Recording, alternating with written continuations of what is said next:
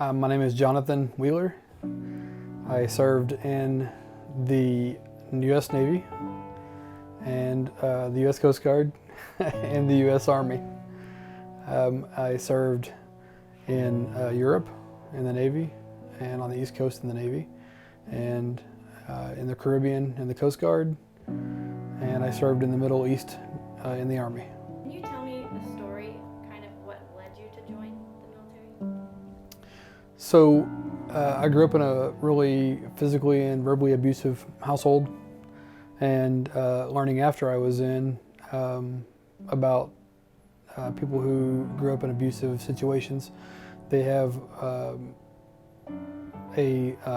kind of a instinctual desire to help people. So I didn't know at the time when I joined, but I got out of the abusive situation at home, and the military was the easiest way to do that, to leave the whole situation in the whole state.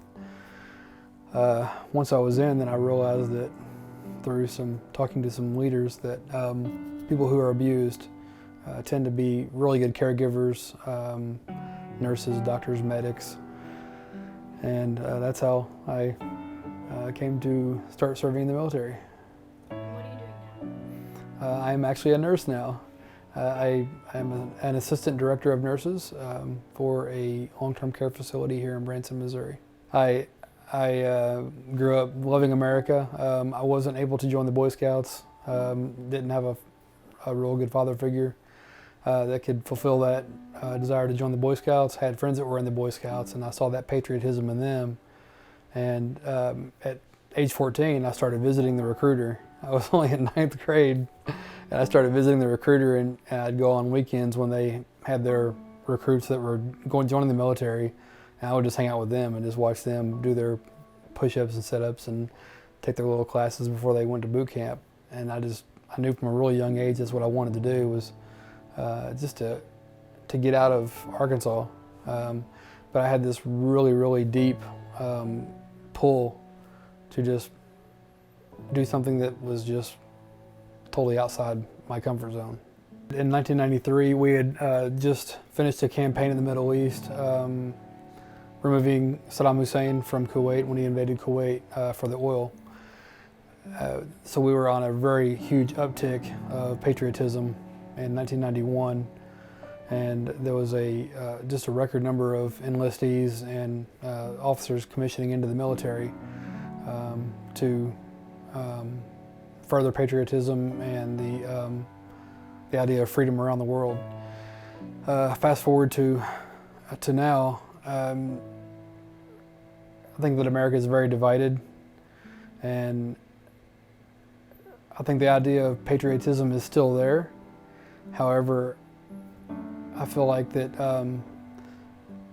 now it more involves just people's desire to serve and to just serve something greater than themselves.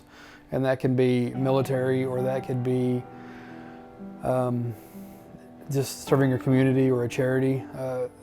There's various forms of patriotism. It can be local, it can be state or federal, or worldwide, depending on what your desire in your heart is and what your calling is in your life. Can you describe any memorable interactions with fellow service members or civilians that also reinforced your belief in the importance of patriotism? Just volunteering for different charities. I volunteered for a charity and helped out with a charity in Texas called Fairways for Warriors. And it was just getting veterans off the couch, disabled veterans and active military off the couch to go learn and play golf with their loved ones, with their wives and their children. Volunteering for military charities is one of the best ways to see how patriotism impacted the veteran's life, but through serving and through just helping those veterans and just hanging out with them, having coffee or donuts with them, you can, that patriotism it's very, very infective. It can infect your life and really just get on you, and then all of a sudden you're just really patriotic. You see how America and how them serving has affected their lives and people around them, their lives. And just it's really contagious if you get around that patriotism. So you have a son, Mason, who I hear is also joining the military. Yes. Would you recommend joining the military for people today? I am over the moon that Mason is wanting to join the military. That just,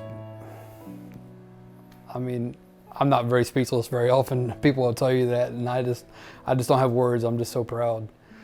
I think that young people should serve their community or their nation in some capacity. It doesn't have to be military. It could be Department of Homeland Security or Department of Human Services or Social Services or Senior Services, even just to serve and to go out and affect someone's life that can do nothing for you, knowing that you're helping someone that can do nothing for you in return. That is the best way to get self-esteem and to just really have self-pride. A little bit of humility, I think, goes a long way. So I think patriotism and service to our country goes far beyond the military. And if you can just get behind that, I think this country will be back on the right track real soon. Could you explain some of the medals in your case there behind you? Yes, so there's overseas service medals, there's national defense medals. We call the national defense one, which was the yellow and red one. It's vertical stripes. Some people call that the candy striper medal because everybody gets that whenever you join the military. In time of war, it's a national defense medal. But there's Purple Heart. That award is given when you are injured in combat. The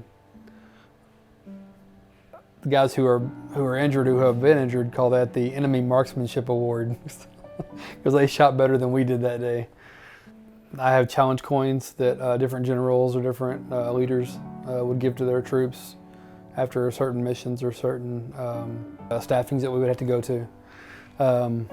There's my grandfather's pictures are in there from when he served. He actually served in the 503rd Airborne, which is part of the 101st, and they jumped into Normandy. So I have his green olive drab cap in there that he wore, and I have my boots that I was injured in there. That's kind of morbid, I think, but I'm still standing, so they didn't get the best of me. And it's just a lot of stuff that just reminds me of my comrades and just some really good and bad times that have made me who I am today. Thank you for this interview, and thank you for your service. Thank you. It's my pleasure.